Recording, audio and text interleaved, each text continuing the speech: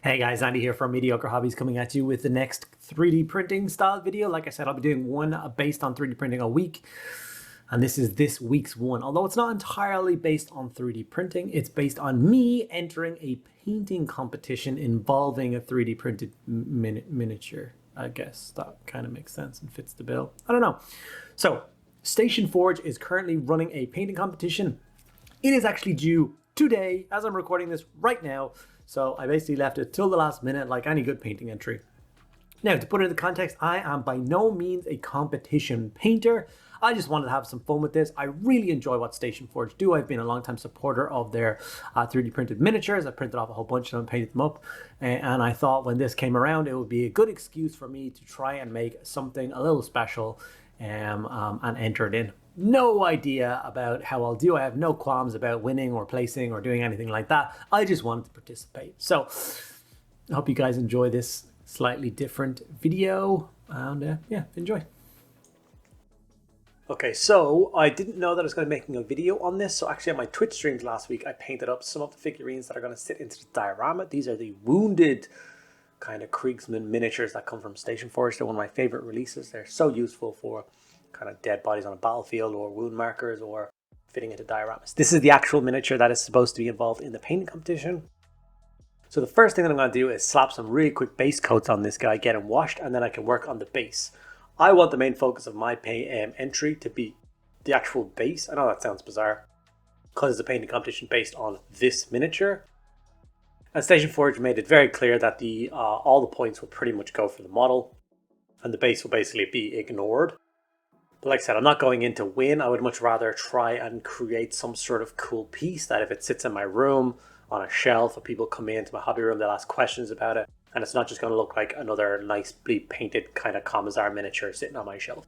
I want it to be something a little bit different.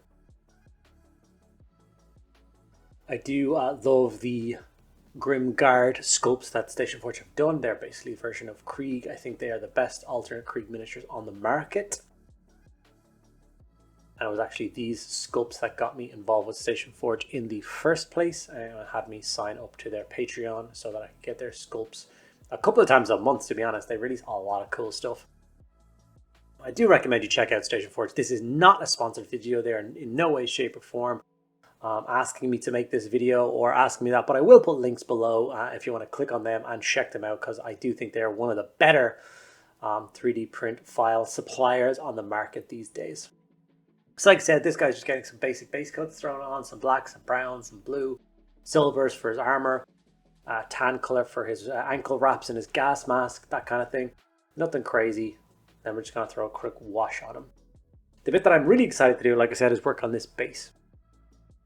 And I basically went in with almost no plan, and that's kind of how my hobby works. I kind of have a vision of what I want to do, but as for how I go about it, it's kind of all over the place. So the first thing I did, I grabbed some offcuts of wood that I had lying around, a block that was holding something together that got delivered over Christmas period, and I kept it because I thought it might be useful.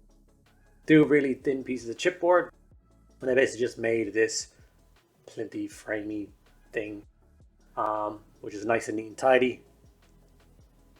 As you can see the scale of the miniature next to it. So I've got a little bit of space to play around with, a lot of vertical space that I want to play around. Use some Geek Gaming Scenics quick drying glue to apply the first piece of cork, just so it kind of sticks really solid and really hard. Spreads into all the nooks and crannies and stuff, so I get a really solid base coat. This is obviously going to be the bit that holds the whole model to the frame, so let's get that as strong as possible. After that, I'm just going to use super glue applying and gluing cork to cork is like an instantaneous, like concrete bond. As soon as I put this down, it is done. It's stuck. So it is a great way of building up texture across a base, so multiple layers.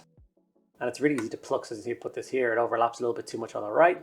You can just use your hands and kind of pull away at some of the extra bits that you don't need. Don't need this bit. Pluck away until it fits the shape a little bit better.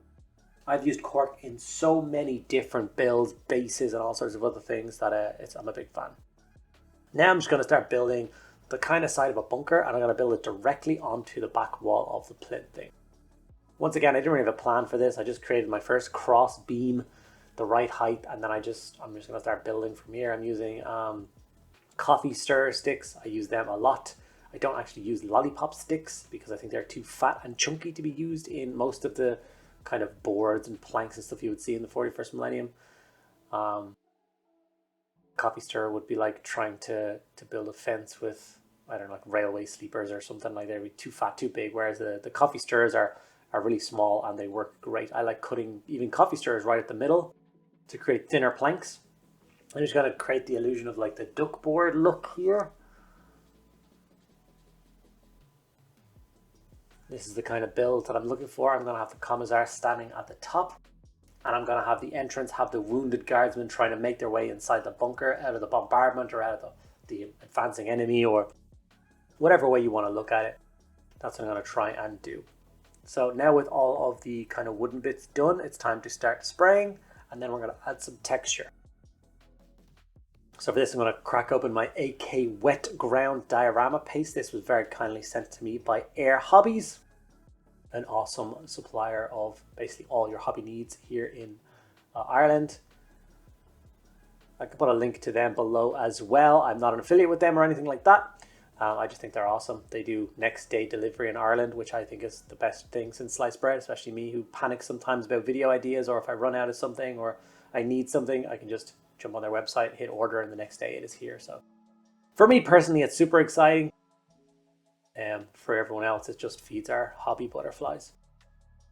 Okay, time to go back to the Grimguard Commissar and actually get him layered up and add some paint to him. Try and make him look as neat as possible. As I said at the beginning, this entry is due in today. That means that I've seen a lot of the other people who have entered using this model, and they are far superior painters to me.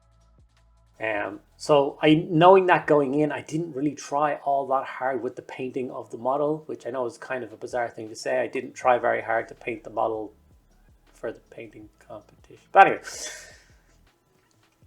I still enjoyed the process, so I guess that's all that really matters.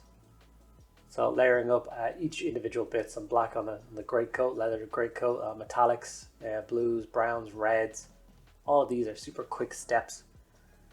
Things I've shown you guys in videos a million times before.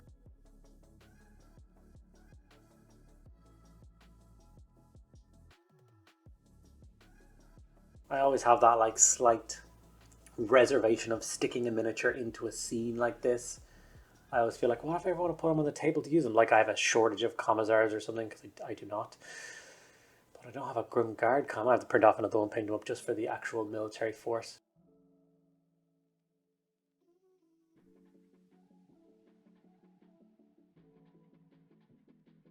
I don't know why it took so much time and effort on the sash, but I suppose that is a very important part of a commissar, his sash of office, if you will. And then using some bright colors to highlight the chest armor and all the gold and silver bits. I like these, like wearing like wrist armor, gauntleted armor.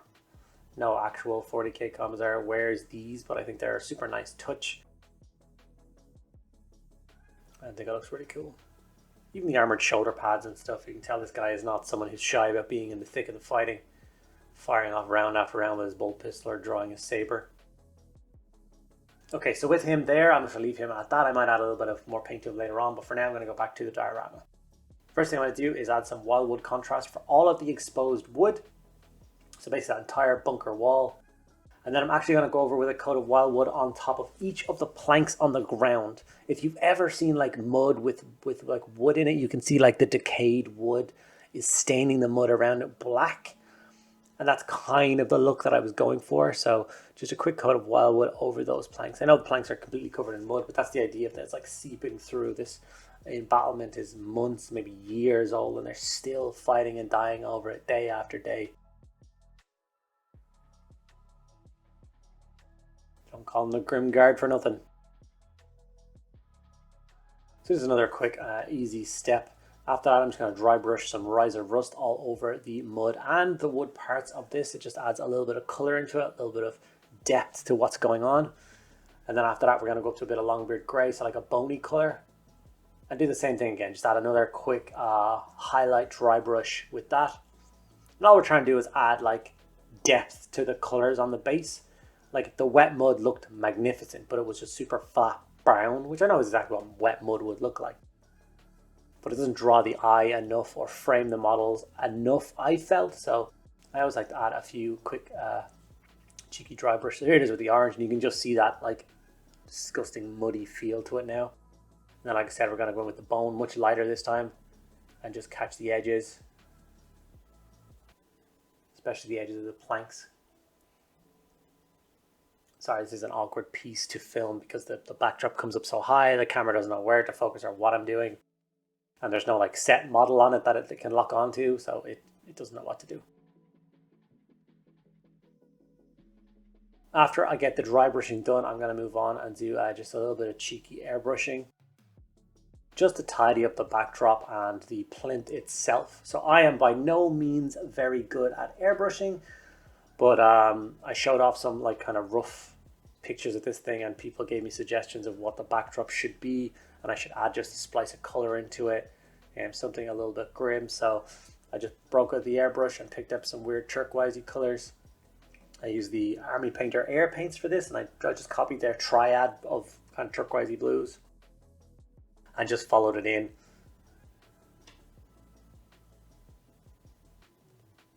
I know it seems quite bizarre, but it does actually frame the model in the end quite well. I think it was a good choice. I was going to leave it as kind of like a musty grey kind of color, as if the backdrop is just like smoke and smog and burnt out everything, but apparently that wasn't a good idea, according to the brain trust. So we ditched that. After that, we did the same thing again. We went in with the triad from Army Painter with the kind of like orangey colors, and we just framed the wood a little bit and around the sides. Obviously the blue wouldn't come down the sides like I did there. I realized this a little bit after. So that's all we're going to do. We're going to go with the orange a little bit. And also I went for the Army Painter matte black airbrush paint, and I just sprayed the sides of the plinth once again, just to tidy that back up again and make it feel a little bit more like a competition piece, if you know what I mean.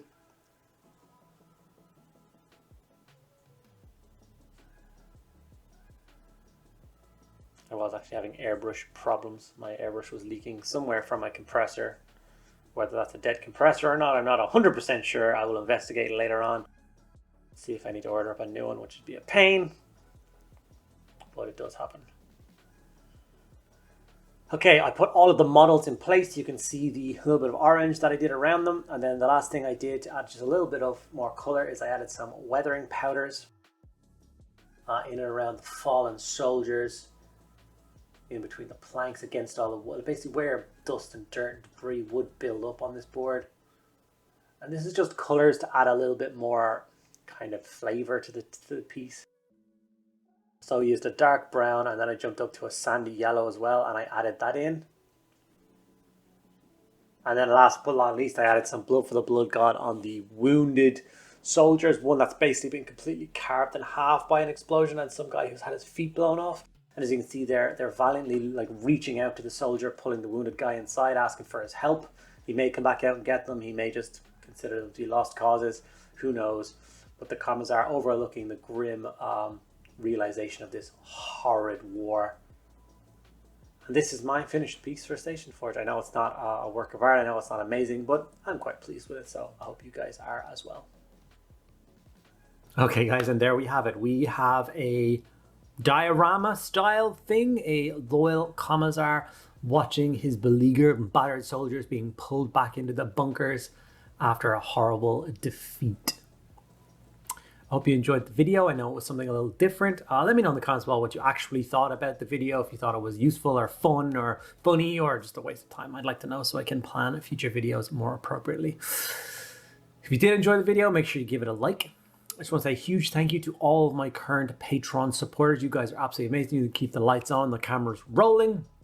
I hope you guys on Patreon have been enjoying the new benefits, which is a custom video every single week. So that means my Patreon members get an extra 52 videos a year, and of course access to a private Discord server where they can talk to me on a daily basis and nearly 150 other people about Cool Hobby. Thank you guys for watching to the end of the video.